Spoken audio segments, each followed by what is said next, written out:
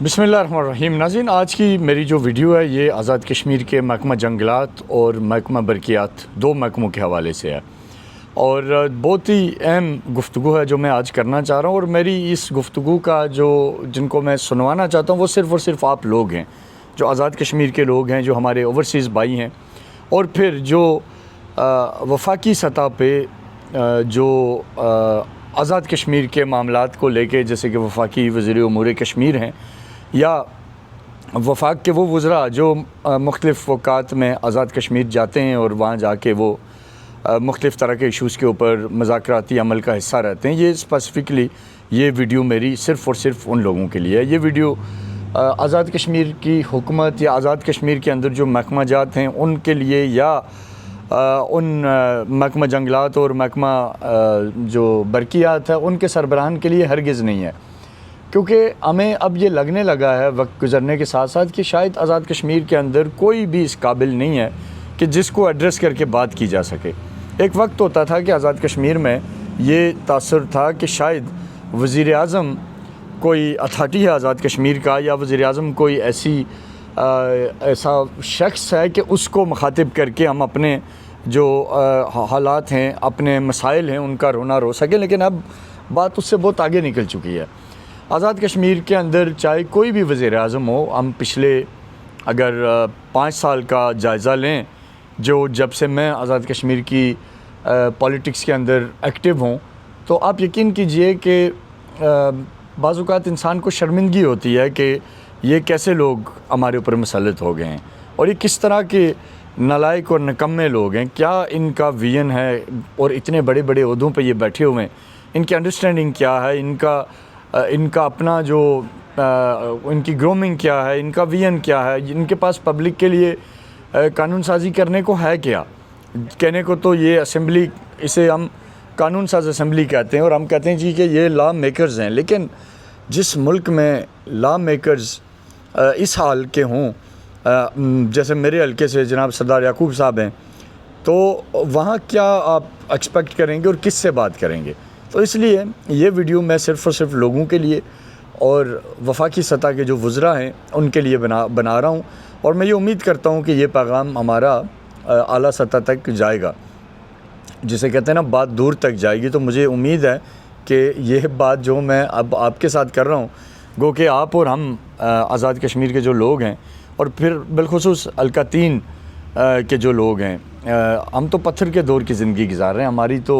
हमारा तो उस तरीके से देखा जाए तो हम शायद आज जब दुनिया 2026 में बहुत आगे जा चुकी है, हम आज भी वो बदकिस्मत लोग हैं जो आज बैठ के महकमा जंगलात और महकमा बरकियात की नालायकियों के ऊपर बात कर रहे हैं। लेकिन बहरहाल एक हमारा मसला है, इसको हम छोड़ नहीं सकते।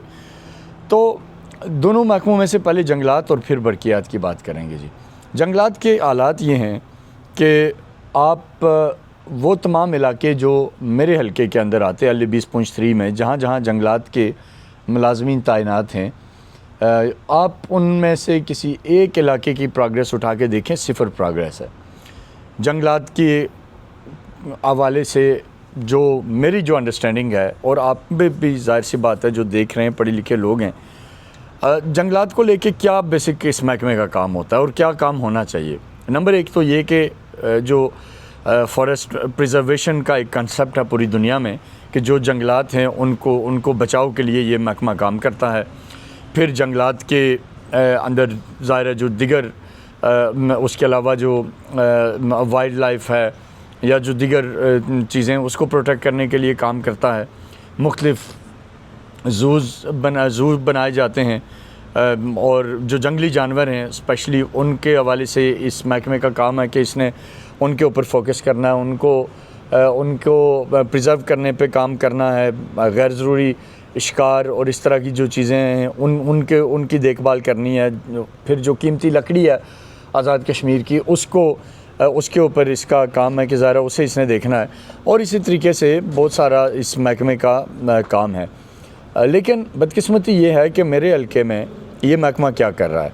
हमारे हल्के के MLA साहब सरदार याकूब साहब ने तोलीपीर रोड के ऊपर सरे बाज़ार जंगलात की ज़मीन के ऊपर एक रेस्ट हाउस तामीर कर रखा है, لیکن کوئی وہاں بات کرنے کو کسی کی جرت نہیں ہے, کوئی جانے کو تیار نہیں ہے, کوئی کال اپ نوٹس نہیں ہے, کوئی ان کے ہاں کوئی حکومتی مشینری نہیں پہنچتی. محکمہ جنگلات کبھی پولیس کو لے کے نہیں جاتا, وہاں جا کے نہیں کہتا کہ جی یہ ایک غیر قانونی ریسٹ ہاؤس تعمیر ہے, اس کو گرایا جائے. اگر وہ غیر قانونی نہیں ہے تو سردار یعقوب صاحب کل ہی آ جائیں میڈیا پہ اور اس کے کاغذات دکھا دیں کہ وہ ان کی آبائی جائیداد ہے. تو ان کا سردار یعقوب صاحب کا جو اور بھی بہت سی باتیں اس طرح کی, لیکن اس پہ ہم آگے چل کے بات کریں گے. لیکن ابھی اسپیسیفکلی ٹو دی پوائنٹ میں صرف جنگلات کی بات کرنا چاہتا ہوں کہ وہاں تو آپ سوئے ہوئے ہیں, یا آپ ڈرتے ہیں, یا آپ کمپرومائزڈ ہیں.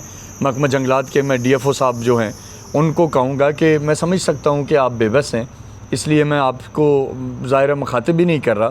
لیکن جو وفاقی لیول پہ جو لوگ یہ دیکھ رہے ہیں, میری کوشش ہوگی کہ یہ ویڈیو آصف علی زرداری صاحب تک بھی پہنچے اور یہ ویڈیو بلاول زرداری صاحب تک بھی پہنچے. بلاول صاحب کیونکہ میرٹ کی بالادستی کی بات کرتے ہیں, یوتھ کی امپاورمنٹ کی بات کرتے ہیں, اس طرح کی کافی سارے ان کے پوائنٹس ہوتے ہیں جو اکثر اوقات ہم سنتے ہیں میڈیا کے ذریعے, ان تک بھی پہنچے کہ آپ کی پارٹی کے تو جو سردار یعقوب صاحب ہیں جو کہ اب باضابطہ طور پہ اسکیم خور ایسوسیشن کے ان اپوزڈ پریزیڈنٹ لائف ٹائم منتخب ہو چکے ہوئے ہیں, تو انہوں نے تو وہاں یہ کام شروع کیا ہوا ہے. لیکن دوسری طرف محکمہ جنگلات کیا کر رہا ہے؟ محکمہ جنگلات سے میں ایک اور سوال ہے کہ بنجوسا لیک آپ کی ذمہ ہے کہ آپ نے اس کی صفائی کا خیال رکھنا ہے, آپ نے اس کو بہتر کرنا ہے. وہاں آپ کیا کر رہے ہیں؟ وہاں حالات یہ ہیں کہ میرا خیال ہے جو اتنی بڑی لیک کو کے اوپر ایک آدمی تعینات ہے, ایک خاکروب تعینات ہے جس کا کام ہے کہ اس نے اس کی صفائی کرنی ہے. تو وہ جو فورسٹ ٹورزم ہے یا جو جنگلات کے محکمے کے بے تحاشا کام ہے جس کے لیے ان کو بڑا بجٹ ملتا ہے, کروڑوں روپے ان کے پاس ہوتے ہیں, تو ان میں تو کچھ آپ نہیں کر رہے. آپ کی گاڑیوں کے پیٹرول, آپ کی باقی چیزیں, لیکن پبلک کو اسے کوئی فائدہ نہیں ہے. لیکن آپ کیا کر رہے ہیں؟ آپ سردار یعقوب صاحب کے بنائے ہوئے ریسٹ ہاؤس پہ بھی آپ اس کو گرانے کی کوشش نہیں کر رہے, جا نہیں رہے, پریزرو نہیں کر رہے. اور بہت ساری جو جنگلات کی لکڑی چوری ہو رہی ہے, باقی چیزیں ہو رہی ہیں, اس پہ آپ سوئے ہوئے ہیں. لیکن آپ کا بس کہاں چلتا ہے؟ آپ کا بس چلتا ہے کوئی غریب, آپ کو پتہ لگے کہ کوئی غریب کسی جگہ غلطی سے اس نے جنگلات کی حدود میں یا کہیں اس کی جو آبائی زمینیں ہیں جو پچھلے 60-70 سالوں سے اس کے آبا و اجداد کے زیر استعمال ہیں, ان کے ساتھ کہیں کوئی چھوٹا موٹا جنگلات کا ٹکڑا لگا ہے, اس پہ کوئی وہ روزی روٹی کر رہا ہے, کوئی ہوٹل بنا لیا ہے, کوئی شیڈ بنا کے اس کے اندر عارضی طور پہ وہ اپنا کوئی کام کر رہا ہے جس کو وہ مستقل کلیم بھی نہیں کر رہا کہ میرے لائف ٹائم میرا ہے. آپ وہاں پہنچ جاتے ہیں, پولیس لے کے پہنچ جاتے ہیں, اور پولیس بھی آپ کے کہنے پہ چلی جاتی ہے, اور آپ وہاں جا کے اس کے اوپر ایک مصیبت لے آتے ہیں. لیکن آپ سردار یعقوب صاحب کے ریسٹ ہاؤس کی طرف نہیں جاتے, آپ کی جرت نہیں ہوتی, آپ ڈرتے ہیں وہاں جانے سے. تو اس لیے میں آج وفاقی حکومت کو یہ بات بتانا چاہوں گا کہ آزاد کشمیر میں ظلم کی انتہا ہو رہی ہے. غریب کے اوپر جو زندگی ہے وہ اجیرن کی جا رہی ہے, اور سردار یعقوب صاحب کے ریسٹ ہاؤس کو کوئی نہیں چھیڑ رہا. ان کو کھلی چھوٹ ہے, وہ جنگلات کی زمین پہ قبضے بھی کریں, جنگلات کے درخت بھی کاٹیں, جو دل کرے. وہ ہر ایک چیز سے وہ ان ٹچڈ ہیں, وہ ان اکاؤنٹیبل ہیں, انہیں کوئی سوال نہیں کر سکتا. لیکن ایک غریب کی زندگی وہاں اجیرن ہو رہی ہے. آپ کہتے ہیں جی یہاں لوگ کیوں سڑکوں پہ نکلتے ہیں؟ آپ اس کے روٹ کاز کو سمجھنے کے بجائے ہمیشہ غلط راستے سے آتے ہیں. دوسرا محکمہ برقیات کی بات آپ کو بتاتا چلوں. ڈن نمبر 4 کے اوپر ایک گھر ہے, اور اسی طرح اپر کوکوٹ کے اندر اور کئی جگہوں پہ جہاں ایک گھر کے اوپر بجلی کی تاریں گزر رہی ہیں. پچھلے 3 سال سے اس گھر کے جو مالک ہیں وہ لوگوں کو محکمہ جنگلات کی منتیں کر رہے ہیں کہ بھائی یہ تاریں گریں گی, میرے بچے خدا نخواستہ کوئی نقصان ہو جائے گا. ہر ایک دروازہ کو انہوں نے ناک کیا. ان کو کہا جا رہا ہے کہ بھائی آپ کی زمین بھی وہ اپنی دے رہے ہیں, وہ کہہ رہے ہیں کہ صرف یہ پول یہاں سے اٹھاؤ اور اس جگہ اس کو لگاؤ تاکہ میرے بچوں کی زندگیاں خطرے سے باہر آئیں, کیونکہ وہ برف باری کا علاقہ ہے, پہاڑی علاقہ ہے, بارشیں ہوتی ہیں, خدا نخواستہ کوئی اس طرح کا مسئلہ ہو جائے گا اور ان کی زندگیاں سٹیک کے اوپر لگی ہوئی ہیں. لیکن محکمہ کہہ رہا ہے کہ بھائی نہیں, ہم تو آپ 1,20,000 کبھی کہتے جی 2 لاکھ, کبھی کہتے جی 3 لاکھ آپ دیں گے تو ہم آپ کی پول اٹھا کے ایک جگہ سے آپ ہی کی زمین میں دوسری جگہ فکس کریں گے. تو یہ ظلم نہیں ہے, جبر نہیں ہے, ناانصافی نہیں ہے, تو یہ کیا ہے؟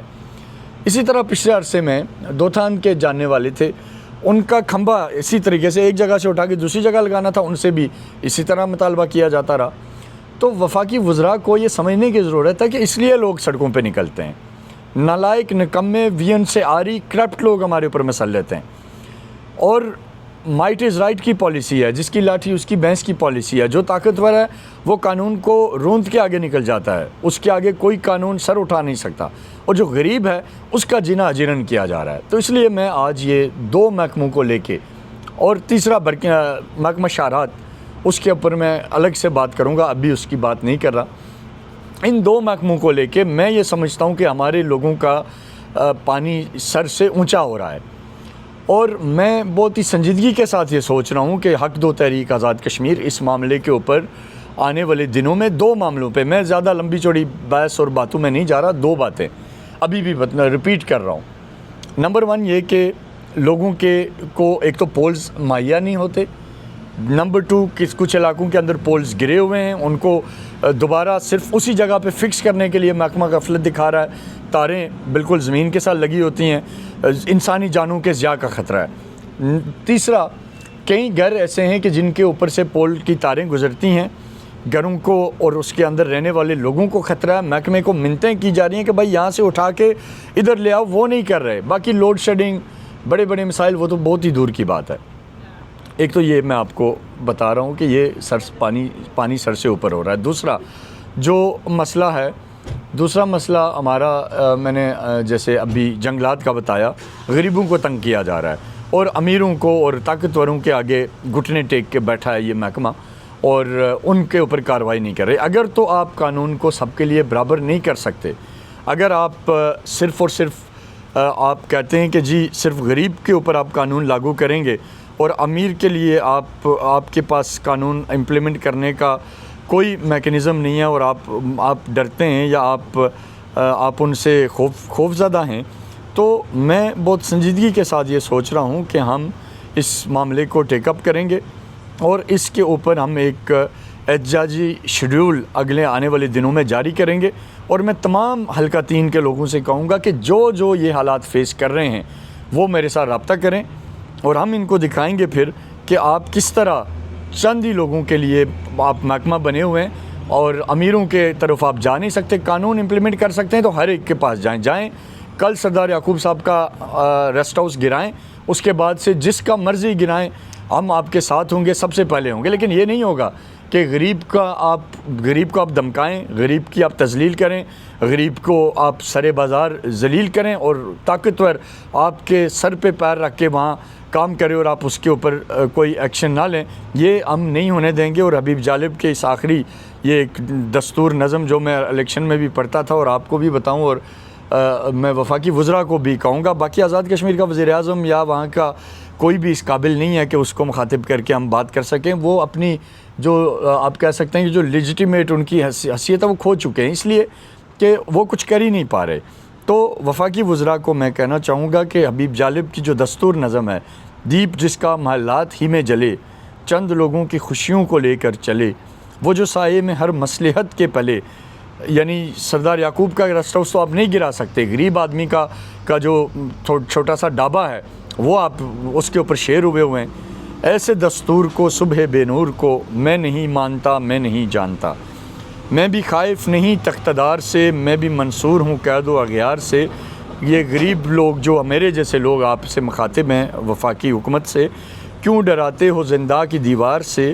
ظلم کی بات کو، جہل کی رات کو، میں نہیں مانتا، میں نہیں جانتا. پھر یہ جو آزاد کشمیر کے جو ہمارے اوپر جو مسلط لٹیرے ہیں، ان کے لیے یہ آخری فقرہ ہے کہ تم نے لوٹا ہے صدیوں ہمارا سکون، اب نہ ہم پہ چل سکے گا تمہارا فسوں.